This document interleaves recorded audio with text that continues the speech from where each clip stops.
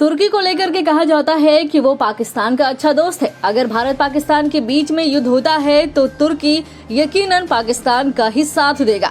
जी हाँ, पाकिस्तान को लेकर के साफ तौर पर वर्ल्ड वाइड ये बात फेमस है कि चीन और तुर्की पाकिस्तान के अच्छे दोस्त हैं, उनके संबंध बढ़िया हैं।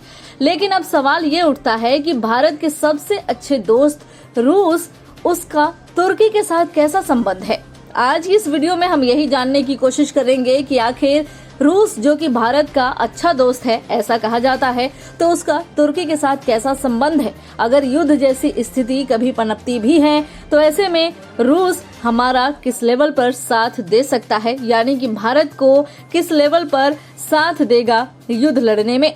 दरअसल पाकिस्तान के साथ तनाव में तुर्की भारत का दुश्मन बनकर सामने आया।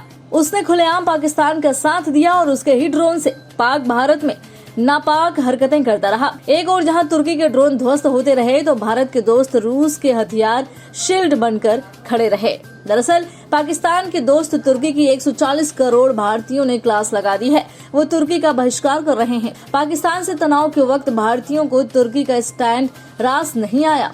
दरअसल 7 से 10 मई तक चले तनाव में तुर्की ने पाकिस्तान का साथ दिया था। उसके ड्रोन से पाकिस्तान भारत में नापाक हरकतें करता रहा। एक और जहां तुर्की पाकिस्तान के साथ खड़ा रहा तो भारत रूस के हथियार S-400 के दम पर अपने दुश्मन को मात देता रहा, ध्वस्त भी किया।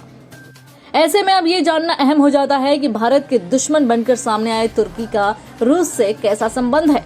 दोनों देशों के रिश्तों को समझने से पहले हमें तुर्की का भारत को लेकर रुख देखना होगा। ऐसा पहली बार नहीं कि तुर्की खुलकर पाकिस्तान के साथ खड़ा हुआ है। इससे पहले कई मौकों पर वो कश्मीर पर पाकिस्तान को कंधा देते आया है, लेकिन हर बार उसे भारत ने अपने जवाब से चुप करा दिया। अब बात करते हैं तुर्की और रूस के संबंधों पर। दोनों ही देशों पर ऐसे नेताओं का शासन है जो अकेले ही अपनी मौजूदा नीतियों को अचानक बदल सकते हैं। तुर्की के राष्ट्रपति एर्दोगन और रूस के राष्ट्रपति व्लादिमीर पुतिन एक दूसरे को अहम साझेदार मानते हैं। वो ये भी सुनिश्चित करते हैं कि वे एक दूसरे से बहुत अधिक दूरी ना बनाएं, यानी दोनों का रिश्ता बहुत दूर का भी नहीं है और बहुत करीब का भी नहीं है। इस चीज को हमें रूस और यूक्रेन जंग में तुर्की के स्टैंड से समझना होगा। दोनों देश के बीच लड़ाई में तुर्की यूक्रेन को ड्रोन और अन्य कई नीतियों में पुतिन को खुश करके बैलेंस बनाने की कोशिश कर रहा था।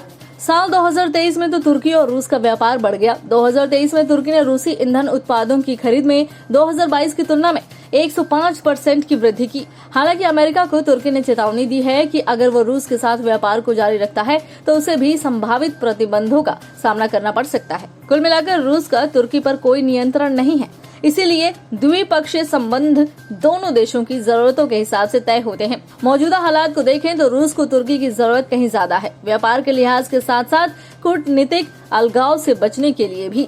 वहीं तुर्की रूस को एक महत्वपूर्ण पड़ोसी के रूप में देखता है। रूस के अलावा तुर्की के अन्य पड़ोसी भी प्रभावशाली और अधिक समृद्ध हैं।